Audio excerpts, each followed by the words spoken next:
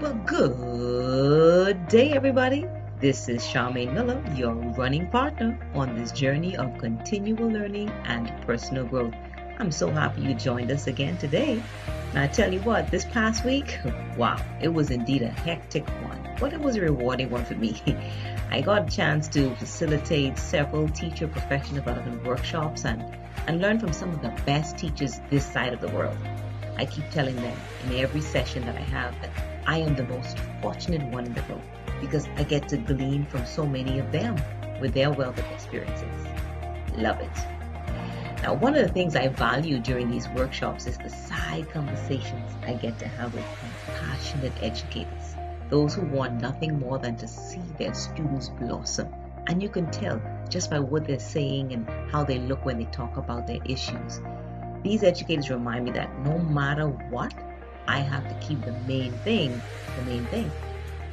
They brought to mind that there will never be a perfect educational system with the right amount of resources, the best classroom facilities, perfect educational policies, or even 100% highly motivated learners. No, there'll never be that.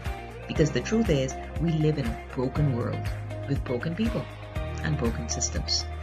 Nevertheless, these teachers exuded a level of optimism that convinced me that even in our short time together, that they will make a difference in the lives of their students no matter what. At least this will remain their focus. That's what they've shown me. And you see, it's all about perspective. You can see the glass as half full, or you can see the glass as half empty. Better yet, you can look at a field of dandelions and see 100 weeds, or you could look again and see, 1,000 wishes. Wow. Henry David Thoreau admitted that it's not what you look at that matters, but it's what you see. What you see. And we know two persons can look at the same thing, the exact thing, the same student, the same classroom, the same school, and they see totally different things.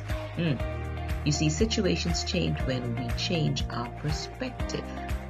Like one of my mentors, Jim Rohn, always told me, for things to change, we must first change. And this goes for our perspective too. When I began teaching at a newly built school here in Nassau, it was a well-constructed school, mind you. But guess what? It opened with no resources. I mean, no books, no textbooks, no nothing. I could have looked at that as an impossible situation. Instead, I saw an opportunity. It was an opportunity to reach out to colleagues in private schools to access resources, not just for my class, but for the entire school. That's right. We got textbooks and other resources to get us over that initial new school hump.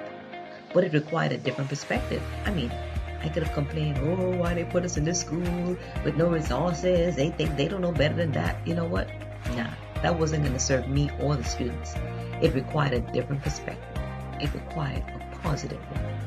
That's why Dan Brown says that sometimes a change in perspective is all it takes to see the light.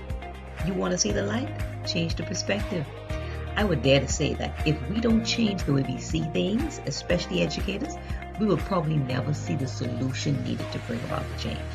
I mean, why would a solution emerge in the mind of a negative ninny anyway? Excuse my words, but sometimes it gets a little aggravating, We want to be negative, but then we want to see positive. It doesn't work that way. A positive perspective is not developed randomly, It is a lifelong pursuit marked by deliberate action. With that in mind, today I want to leave you with just 2 action steps, 2 action items to help you cultivate a positive perspective, a positive mindset, which is really needed to help you succeed at work and to succeed at life. The first thing I want to encourage you to do is practice. There's just 2 P's, and the first P is practice. That's right. Achieving or maintaining a positive perspective takes practice. So you've got to think, you've got to see, and you've got to do positive things. Those are the things you practice. Practice what you think, what you see, and what you do. Listen, if you remember that thoughts are things, you'll become more aware of the things you dwell on all day. Thoughts are things. So practice thinking on positive outcomes rather than the gloom and doom that others might be promoting. When you all, converge in the staff room, comparing notes and all the notes seem to be negative, you may find it helpful to use positive affirmations maybe to help you with practicing the right kind of thinking. It's me. Thinking positive in a negative world is a hard job. It's hard work. That's why in the mornings I like to say things to myself like, everything God made is good and perfect. He made this day, therefore it is good and perfect. Listen, you got to say some things. Practice positive thinking and get into a regular practice of positive thinking, but also practice seeing the positive. Now, a personal encounter I recently had might clarify what I mean by seeing. Last week, I think it was, my 10-year-old SUV decided not to start. Now, that day, I had already used it to get my children to school, make 2 stops, and a few other things, and all of a sudden, it wouldn't start. Now, with a list of other things to get done, I was not a happy camper. Not a happy camper. It turned out that I needed a new starter, a $952 part that was nowhere in the budget. Now, hearing my desperation, my husband said to me, "Look at it this way, honey. We got 10 good years out of that one starter."